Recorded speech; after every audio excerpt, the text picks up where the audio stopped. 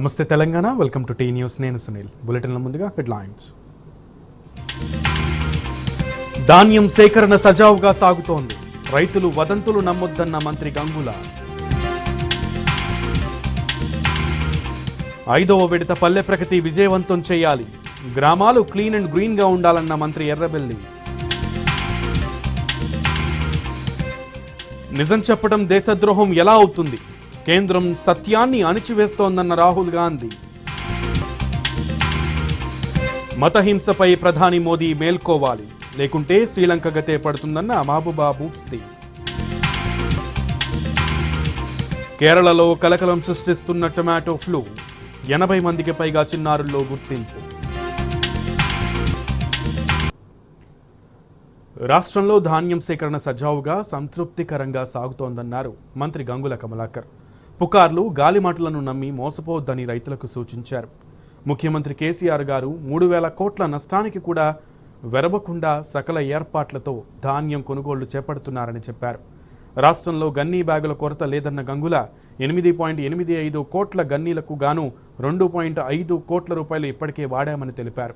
ఇంకా 25 లక్షల మెట్రిక్ టన్నులకు సరిపడా 6.35 కోట్ల గన్నీలు అందుబాటులో ఉన్నాయని వెల్లడించారు. ధాన్యం కొనుగోలు కేంద్రాల్లో 2,70,866 టార్పనిన్లు, 11,523 వెయింగ్ మిషన్లు, 11,000 మాయిశ్చర్ మీటర్లు, 4,958 ప్యాడీ క్లీనర్లు అందుబాటులో ఉన్నాయని వివరించారు. ధాన్యం కొనుగోళ్లలో ఏ సమస్యలు ఉన్నా 1800-425-00333 లేదా 1800-425-1967 టోల్ ఫ్రీ నంబర్లను సంప్రదించాలని సూచించారు. ధాన్యం కొనుగోళ్లు, గన్నీ బ్యాగుల స్టాక్ సమాచారంతో పాటు ఇతరితర అంశాలపై మంత్రి గంగుల కమలాకర్ శ్వేతపత్రం విడుదల చేశారు.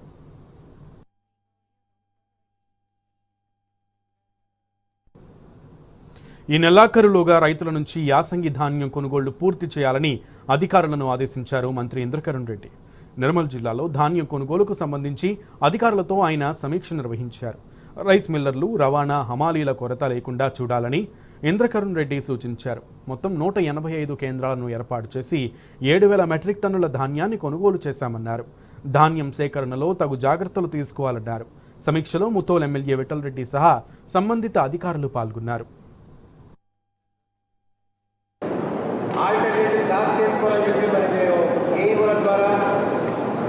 రైతు సమన్వయ సభ్యుల ద్వారా, అగ్రికల్చర్ డిపార్ట్మెంట్ ద్వారా రైతులకు చెప్పడం జరిగింది. దాదాపు 20 లక్షల ఎకరాలు డైవర్సిఫికేషన్ అయింది.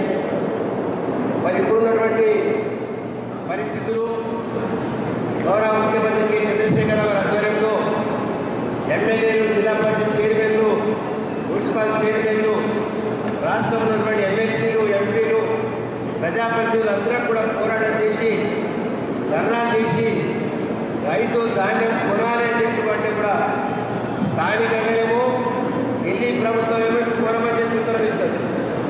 స్థానిక నాయకులు వాళ్ళేమో మీరు వేసుకోండి, మేము కొంటామన్నారు. మరి కొనడానికి వాళ్ళు చెప్పినట్టు కొనాలి కదా. కేంద్ర ప్రభుత్వం ఢిల్లీలో కూడా ఒక్క రోజంతా కూడా నిరాహార దీక్ష చేస్తే అక్కడ ముఖ్యమంత్రి గారు స్వయంగా 24 గంటల సమయం ఇస్తున్నాం, మీకు వరి ధాన్యం కొంటారా కొనరాని మాకు ఏదో చెప్పాలన్నప్పుడు అదే రోజు మేము కొనలేమని చెప్పి ఉత్తరం పంపించారు. దాని తర్వాత ముఖ్యమంత్రి గారు క్యాబినెట్ మీటింగ్ పెట్టి అప్పటికప్పుడు మేము రైతుల పక్షాన నిలబడతాము, ఖచ్చితంగా వరి ధాన్యం కొంటాము అని చెప్పి మరి ముఖ్యమంత్రి గారు నిర్ణయం తీసుకొని ఈ వరి ధాన్యం. టీఆర్ఎస్ ప్రభుత్వం పేద ప్రజల ప్రభుత్వమని మంత్రి హరీష్ రావు స్పష్టం చేశారు. ఆరోగ్య తెలంగాణ కోసం అందరూ సహకరించాలని కోరారు. నిరుపేద రోగుల కోసం డయాగ్నోస్టిక్ సెంటర్లను ప్రారంభించామన్నారు. రాబోయే రోజుల్లో తెలంగాణ వ్యాప్తంగా హెల్త్ ప్రొఫైల్ తీసుకువస్తామన్నారు. హైదరాబాద్ నార్సింగిలో డయాగ్నోస్టిక్ సెంటర్ను మంత్రులు హరీష్ రావు, సబితా ఇంద్రారెడ్డి ప్రారంభించారు. బస్తీ ప్రజల సుస్థి పొడగొట్టాలి, బస్తీ ప్రజలకు వైద్యం అందుబాటులో రావాలని 350 బస్తీ దవాఖానాలను హైదరాబాద్లో ప్రారంభించారు. రాను ఏమైపోయిందంటే ఏ డాక్టర్ గారి దగ్గర పోయినా పరీక్షలు చేయాలి అంటే ఆ పరీక్షల పేరు మీద వేల రూపాయల డబ్బులు పేదలైపోతా ఉన్నాయి.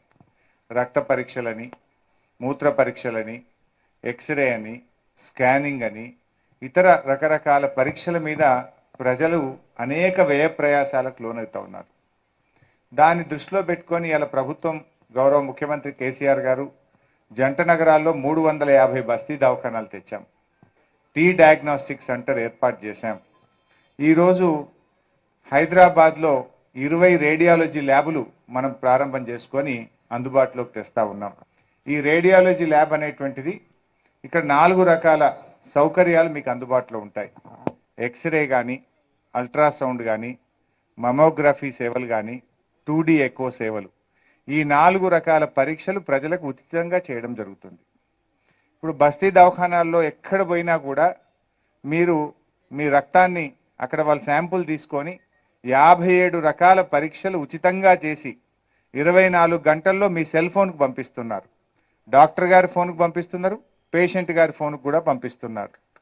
అయితే ఇప్పుడు ఈ 57 పరీక్షలు కాకుండా రాబోయే రోజుల్లో ఇంకా లేటెస్ట్ కూడా వచ్చినాయి కనుక 134 పరీక్షలు ఉచితంగా చేయాలని ప్రభుత్వం నిర్ణయించింది. ఇప్పుడు 57 రకాల పరీక్షలు ఫ్రీగా చేస్తున్నాం. రాబోయే కొద్ది రోజుల్లోనే ఇంకా లేటెస్ట్ పరీక్షలు కూడా రాస్తా ఉన్నారు డాక్టర్లు, ఇంకా బాగా క్లోజ్గా మానిటర్ చేయడానికి. సో రాబోయే రోజుల్లో 134 రకాల పరీక్షలు ఉచితంగా ఈ టీ డయాగ్నోస్టిక్స్ ద్వారా మొత్తం హైదరాబాద్ జంట నగరాల్లో ఉండే 350 బస్తీ దవాఖానాల్లో చేయడం జరుగుతుంది. ఇవాళ బడ్జెట్ను గౌరవ ముఖ్యమంత్రి గారు డబుల్ చేసినారు. అన్ని సౌకర్యాలు ఉన్నాయి. 11,000 కోట్ల రూపాయలు పైగా ఇవాళ హెల్త్ డిపార్ట్మెంట్కు బడ్జెట్ పెట్టుకున్నాం మనం. మందులు లేవు అనే ప్రశ్న లేకుండా అన్ని రకాల మందులు బస్తీ దవాఖానలైనా పిహెచ్సిలోనైనా పూర్తి స్థాయిలో మందులు అందుబాటులో పెట్టించాం. ఇక బయటకు చిట్టి రాసుడు లేదు. ఇక చిట్టి రాస్తే డాక్టర్ గారు ఇంటికే. ఇక చిట్టి బయటకు రాసుడే లేదు. ఇక అంత గట్టిగా చెప్పినాం, మందులన్నీ కూడా పెట్టినాం. మరి ఇక చిట్టి బయటకు ఇంటికి రాస్తే ఇంటికి పోయే పరిస్థితి ఉంటుంది. ఇక ఆ పరిస్థితి లేకుండా మందులు తీసుకొచ్చినాం. అంటే ఇక్కడికి ఎవరైనా పేషెంట్ వస్తే అతనికి పరీక్షలు చేస్తాం, మందులు ఉచితంగా ఇస్తాం. డాక్టర్ గారు చూడడంతో పాటు మందులు ఇవ్వడం, పరీక్షలు చేయడం, ఆ పరీక్షలు ఆధారంగా ఇంకేదైనా పెద్ద సర్జరీ అవసరం ఉంటే ఎంఎన్జే క్యాన్సర్ హాస్పిటల్ రెఫర్ చేయాలన్నా, ఉస్మానియాకి చేయాలన్నా, నిమ్స్కి చేయాలన్నా అక్కడికి రెఫర్ చేసి అక్కడ కూడా అవసరమైన వైద్యాన్ని కూడా అందిస్తాం. సో ఇట్లా ప్రభుత్వ ఆసుపత్రుల్లో కింది స్థాయి నుంచి పై స్థాయి వరకు మనం చక్కగా అభివృద్ధి చేసుకుంటా ఉన్నాం. రికార్డు కూడా మెయింటైన్ చేసే విధంగా ఇప్పుడు 3-5 ఏళ్ల కింద నువ్వు వీరికి వచ్చి చూయించుకున్నావు నార్సింగ్లో, మళ్ళీ 5 ఏళ్లకు జ్వరం వచ్చింది. పాత కాయిదాలు లేకపోతే దొరుకుతాయి మీ దగ్గర? అవి ఏడపోయినాయో ఏమో చిత్త కాయిదాల కింద పోయినాయి అంటాం. కానీ ఇప్పుడు ప్రభుత్వమే భద్రంగా దాచిపెట్టదు దాన్ని. ఇప్పుడు మనం స్టార్ట్ చేసిన తెలంగాణ డయాగ్నోస్టిక్ యాప్లో భద్రంగా 50 ఏళ్ల కింది కాగితం కూడా దొరుకుతుంది. 50 ఏళ్ల కింద నువ్వు చూయించుకున్నప్పుడు నీ రక్తంలో పరీక్ష ఫలితాలు ఏంటి, నీ ఎక్స్రే ఫలితాలు ఏంటి, నీ అల్ట్రాసౌండ్ ఫలితాలు ఏంటి, అవన్నీ కూడా చూసి డాక్టర్ గారు మంచి వైద్యాన్ని అందించగలుగుతారు. అంటే ప్రజలకు ఈ హెల్త్ ప్రొఫైల్ అనేది కూడా తెస్తా ఉన్నాం. మా దగ్గర అన్ని అందుబాటులో ఉన్నాయి, మా వసతులు పెరిగినాయి. ఇది Telangana government, KCR government, TRS government అనే నమ్మకాన్ని మీరు ప్రజల్లో కల్పిస్తూ ప్రజలకు మీరు చక్కగా వైద్యాన్ని అందుబాటులో కల్పించే విధంగా ప్రజాప్రతినిధుల భాగస్వామ్యం పెరగాలి. మా ఆశాలు, మా ఏఎన్ఎంలు, మా డాక్టర్లు ఎంత కష్టపడ్డా మీరు కూడా ఒక చెయ్యేస్తేనే అది ప్రజలకు బాగా చేరుతుంది. మీ భాగస్వామ్యం ఉంటేనే ప్రజలందరికీ నమ్మకం పెరుగుతుంది, ప్రజలందరికీ చేరువలోకి వస్తుంది. అందువల్ల మీ అందరి భాగస్వామ్యం కూడా ఉండాలని ఇంకా ఈ సేవలు మేము కోరుకునేది ప్రైవేట్ కంటే ప్రభుత్వ రంగంలో ఎక్కువ మంది చూయించుకోవాలి. ప్రైవేట్లో గిరాకీ తగ్గాలి, గవర్నమెంట్లో పెరగాలి. అప్పుడు మేము మంచిగా పనిచేసినట్లు లెక్క. అది మా పనితీరుకు నిదర్శనం. ఈ మధ్య 80-20 అంటారు. టీఆర్ఎస్ ప్రభుత్వం ఎప్పుడు 80 పక్షాన్నే ఉంటుంది. 80 వీళ్ళు ఎవరు ఉంటారు? 80% మంది పేదలు ఉంటారు. ఆ 80% మంది పేదల పక్షాన ఉండేదే టీఆర్ఎస్ ప్రభుత్వం. ఇప్పుడు ఇంకో పార్టీ ఉన్నది, అది 80-20 అంటది. కానీ ఆ 80-20 వేరే. నేను అడిగి వాళ్ళకి చెప్పేది ఏంటంటే ఎవరి పక్షాన ఉండాలి? కులం మతం కాదు, పేదల పక్షాన ఉండాలి. మతం ఏదైనా కులం ఏదైనా పేదల పక్షాన ఉన్నదే నిజమైనటువంటి ప్రభుత్వం. టీఆర్ఎస్ ప్రభుత్వం ఈ రాష్ట్రంలో ఉండే 80% మంది పేదల పక్షాన పనిచేసే ప్రభుత్వం ఇవాళ టీఆర్ఎస్ ప్రభుత్వం. ఆ 80% మంది పేదలకు ప్రభుత్వంలో నాణ్యమైన వైద్యం అందడమే మా లక్ష్యం. ప్రభుత్వ హాస్పిటల్స్కి వచ్చేది పేదవాళ్ళు, ప్రభుత్వ స్కూల్స్కి వచ్చేది కదా పేదవాళ్ళ బిడ్డలు. ఈరోజు గౌరవ ముఖ్యమంత్రి గారు విద్యా వైద్యం మీద ప్రత్యేకమైన దృష్టి పెట్టి మన రాష్ట్రంలో అన్ని రంగాల్లో ఇప్పటికి ముందుకు పోతున్న తరుణంలో ఈ 2 రంగాల్లో కూడా దేశంలో ముందుండాలనే దాంట్లో భాగంగా ఈరోజు ఈ మినీ హబ్స్ ఏవైతే ఏర్పాటు చేశారో గౌరవ మంత్రి గారికి ప్రత్యేకంగా ధన్యవాదాలు. దాంట్లో రంగారెడ్డిలో ఆల్మోస్ట్ మెజార్టీ రంగారెడ్డిలోనే ఏర్పాటు చేశారు. వారికి ప్రత్యేకంగా ధన్యవాదాలు తెలియజేస్తూ గతంలో కరోనా వచ్చిన సందర్భంలో కూడా జిల్లా లెవెల్లో ఒక హబ్ ఏర్పాటు చేస్తున్నారు. కానీ ఈరోజు 4-5 సంబంధించిన పిహెచ్ సెంటర్ల మధ్యలో ఇది ఏర్పాటు చేయడం అనేది చాలా అభినందనీయం. గతంలో హాస్పిటల్కి వస్తే ఏదో ఒక ట్యాబ్లెట్ ఇచ్చి పంపించేవాళ్ళు. కానీ అట్లా కాకుండా హాస్పిటల్ పేషెంట్ వస్తే ప్రైవేట్ హాస్పిటల్స్లలో ఏ విధంగా అయితే సేవలు అందించే ప్రయత్నం చేస్తారో ప్రతి ఒక్కటి టెస్ట్.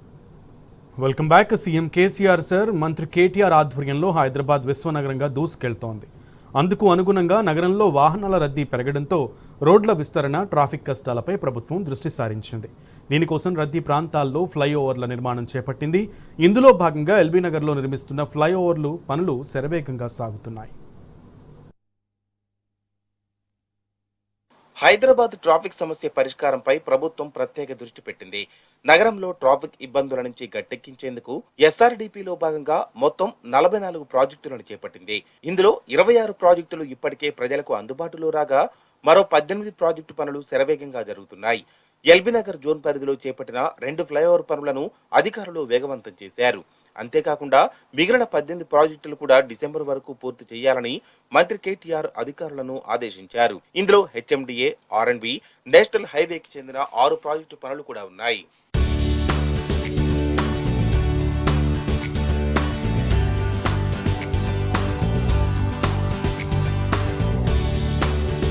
ఉప్పల్ నుంచి ఎల్బీనగర్ వైపు ట్రాఫిక్ జామ్ లేకుండా ప్రభుత్వం చర్యలు తీసుకుంటుంది. దీనికోసం ఉప్పల్ నుంచి సిగ్నల్స్ లేకుండా నేరుగా ఎల్బీనగర్ చేరుకునేలా చర్యలు చేపట్టింది. నాగోల్ ఫ్లైఓవర్ కూడా అందుబాటులోకి వస్తే ప్రజలకు ట్రాఫిక్ కష్టాలు తీరనున్నాయి. ఇప్పటికీ కామినేని ఆసుపత్రి వద్ద నిర్మించిన కుడి, ఎడమ ఫ్లైఓవర్లు, ఎల్బీనగర్ వద్ద నిర్మించిన అండర్ పాస్లతో పాటు బైరాములగూడ ఫ్లైఓవర్ అందుబాటులోకి రావడంతో ట్రాఫిక్ సమస్య లేకుండా వాహనాలు దూసుకెళ్తున్నాయి. అటు నాగోల్లో 947 మీటర్ల పొడవు, 24 మీటర్ల వెడల్పుతో ఫ్లైఓవర్ నిర్మిస్తున్నారు. దీనికి సంబంధించిన పనులు 60% పూర్తయ్యాయి. నాగోల్ నుంచి ఎల్బీనగర్ నుంచి ఉప్పల వైపు వెళ్లే వాహనాల కోసం 6 లైన్ల ఫ్లైఓవర్ను నిర్మిస్తున్నారు. ఈ ఫ్లైఓవర్ పెండింగ్ పనులను మరో 3 నెలల్లో పూర్తి చేయాలని మంత్రి కేటీఆర్ అధికారులను ఆదేశించారు. మరోవైపు ఎల్బీనగర్ చౌరస్తా వద్ద నిర్మిస్తున్న కుడి ఫ్లైఓవర్ పనులు కూడా వేగంగా సాగుతున్నాయి. ఈ ఫ్లైఓవర్ ను 780 మీటర్ల పొడవు, 12 మీటర్ల వెడల్పుతో నిర్మిస్తున్నారు.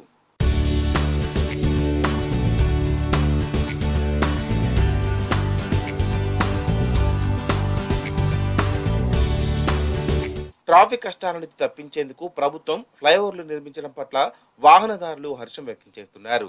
ఎల్బీనగర్ ప్రాంతంలో ఒకప్పుడు ట్రాఫిక్ జామ్లతో నరకాన్ని చూశామని, కానీ ఇప్పుడు అండర్ పాస్లు, ఫ్లైఓవర్ల నిర్మాణంతో కష్టాలు తీరాయని ఆనందం వ్యక్తం చేస్తున్నారు. ట్రాఫిక్ ఇబ్బందుల నుంచి తమను గట్టెక్కించిన సీఎం కేసీఆర్, మంత్రి కేటీఆర్ కు ప్రజలు కృతజ్ఞతలు తెలుపుతున్నారు. ఏపీ నుంచి గంజాయి తీసుకొచ్చి కర్ణాటక, మహారాష్ట్రలకు సరఫరా చేస్తున్న అంతర్రాష్ట్ర ముఠాను అరెస్టు చేశారు ఎల్బీనగర్ ఎస్ఓటీ పోలీసులు. హయత్నగర్ సమీపంలో ఇనోవాలో గంజాయిని తరలిస్తుండగా 2 నిందితులను పట్టుకున్నారు. వారి నుంచి 358 కిలోల గంజాయి, ఒక ఇన్నోవా కారుతో పాటు కొంత మొత్తం నగదు, మొబైల్ ఫోన్ స్వాధీనం చేసుకున్నారు. నిందితులు 2 జహీరాబాద్కు చెందినవారిగా గుర్తించారు. మరో 2 నిందితులు పరారీలో ఉన్నట్లు తెలిపారు ఎల్బీనగర్ జోన్ డీసీపీ సన్ప్రీత్ సింగ్.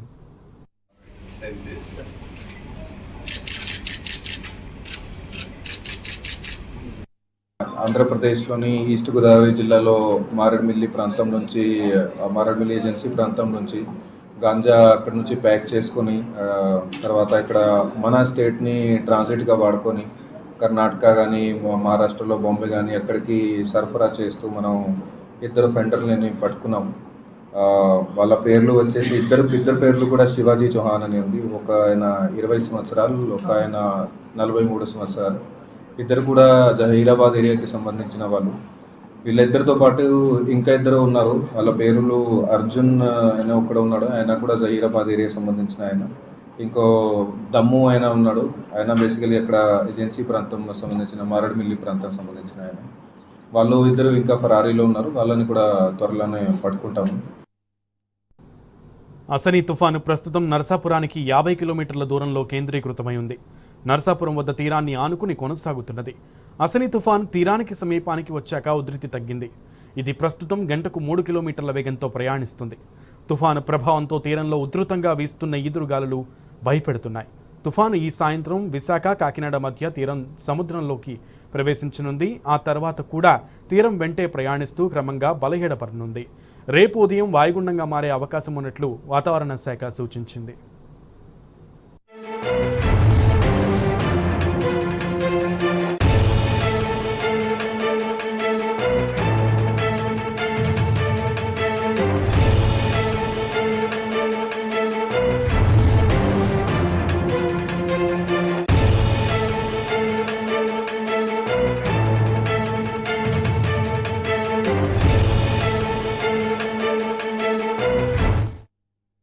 అసనీ తుఫాన్ ప్రస్తుతం నరసాపురానికి 50 కిలోమీటర్ల దూరంలో కేంద్రీకృతమై ఉంది. నరసాపురం వద్ద తీరాన్ని ఆనుకుని కొనసాగుతుంది.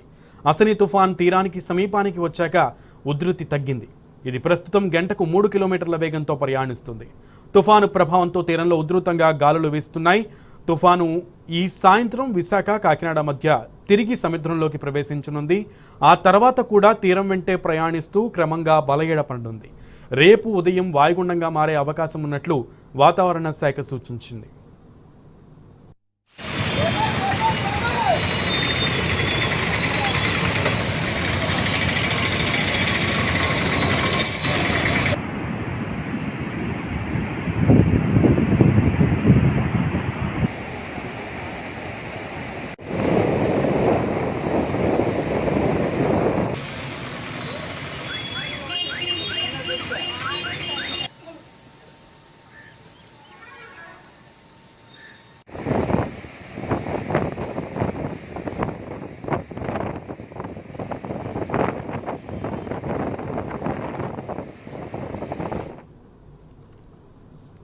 అసనీ తుఫాను ప్రస్తుతం నరసాపురానికి 50 కిలోమీటర్ల దూరంలో కేంద్రీకృతమై ఉంది. నరసాపురం వద్ద తీరాన్ని ఆనుకుని కొనసాగుతుంది. అసనీ తుఫాను తీరానికి సమీపానికి వచ్చాక ఉధృతి తగ్గింది. ఇది ప్రస్తుతం గంటకు 3 కిలోమీటర్ల వేగంతో ప్రయాణిస్తుంది. తుఫాను ప్రభావంతో తీరంలో ఉధృతంగా ఈదురు గాలులు వీస్తున్నాయి. తుఫాను ఈ సాయంత్రం విశాఖ కాకినాడ మధ్య తిరిగి సముద్రంలోకి ప్రవేశించనుంది. ఆ తర్వాత కూడా తీరం వెంటే ప్రయాణిస్తూ క్రమంగా బలహీనపడనుంది. రేపు ఉదయం వాయుగుండంగా మారే అవకాశం ఉన్నట్లు వాతావరణ శాఖ తెలిపింది.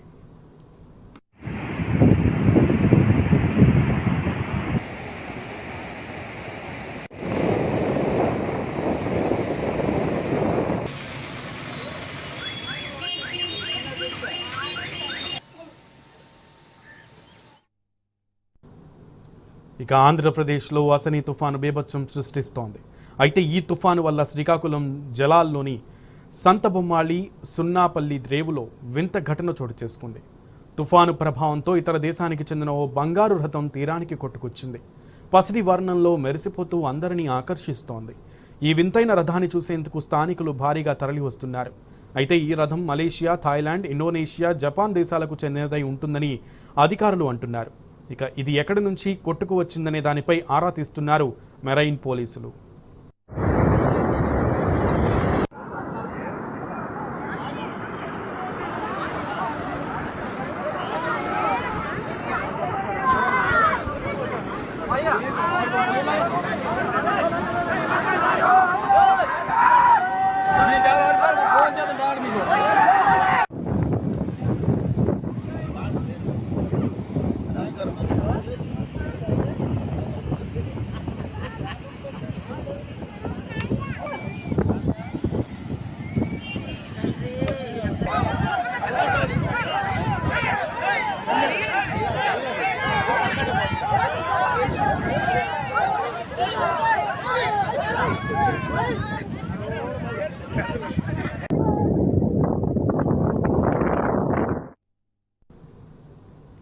శ్రీలంక పరిస్థితులను చూసైనా ప్రధాని మోదీ నేర్చుకుంటారని ఆకాంక్షిస్తున్నట్లు జమ్మూ కశ్మీర్ మాజీ సీఎం మహబూబా ముఫ్తీ అన్నారు. దేశంలో విద్యార్థులు, ఉద్యమకారులు, జర్నలిస్టులపై దేశద్రోహ కేసులు నమోదు చేస్తున్నారని ఆవేదన వ్యక్తం చేశారు. దేశంలో కమ్యూనల్ దాడులకు స్వస్తి పలకాలని మహబూబా ముఫ్తీ సూచించారు. దేశంలో మైనారిటీలపై దాడులు కొనసాగుతున్నాయని, ఆ దాడులను న్యాయ వ్యవస్థ సుమోటోగా స్వీకరించాలని కోరారు. इसी तरह हमारा जो मुल्क चलता रहा कि किसी ने भी बात की नहीं होती, सेडिशन चार्जेस लगाए जाते हैं. कोई अखबार वाला कुछ लिखता है तो सेडिशन चार्जेस लगाए जाते हैं. कोई स्टूडेंट कोई बात करता है तो सेडिशन चार्जेस लगाते हैं. एक्टिविस्ट बात करते हैं तो सब पॉलिटिशियंस की तो बात ही नहीं है. अगर ये इसको रोकेंगे नहीं अभी, तो जो हालात इस वक्त श्रीलंका के हैं उससे बदतर हमारे हालात हो जाएंगे, क्योंकि वहां भी ये जो इन्होंने हाइपर नेशनलिज्म का नारा चल रहा था, बुद्धिस्ट और मुस्लिम्स और क्रिश्चियंस उनको आपस में लड़ाया जा रहा था, और आज आपने देखा उसका क्या हाल है। तो मैं उम्मीद करती हूँ कि अभी हमारे मुल्क में जो लोग, जो सरकार में बीजेपी, ये होश के नाखून लेगी। They will learn a lesson from what is happening in Sri Lanka and stop stop going the way they are going, stop this जो इस वक्त इन्होंने यहाँ कम्युनल टेंशन्स में రాజద్రోహం చట్టంపై సుప్రీంకోర్టు స్టే విధించింది. తదుపరి విచారణను ఈ నెల 17కు వాయిదా వేసింది.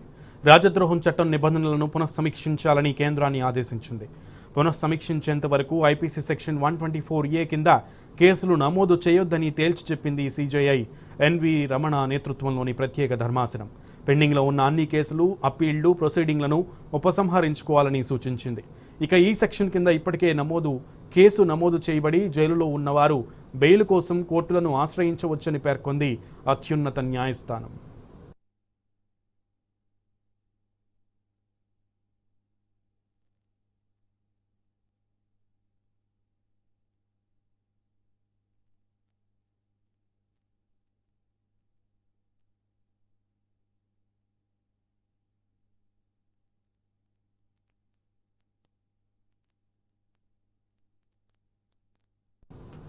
వరుసగా మూడో రోజు బుల్డోజర్ల చప్పుళ్లతో దేశ రాజధాని ఢిల్లీ దద్దరిల్లుతోంది. జహంగీర్పురి, షహీన్ బాగ్, బుద్ధ్ ధర్మ్, ద్వారకా సెక్టార్, తుగ్లకాబాద్, సంగం విహార్లో అక్రమ నిర్మాణాలను కూల్చివేస్తోంది ఎస్డీఎంసీ.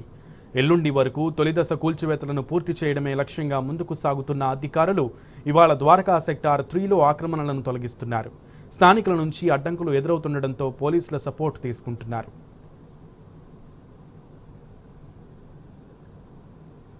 అత్యంత క్లిష్టమైన లివర్ మార్పిడి శస్త్రచికిత్సను హైదరాబాద్ రెనోవా ఎన్ఐజిఎల్ ఆసుపత్రి వైద్యులు విజయవంతంగా పూర్తి చేశారు.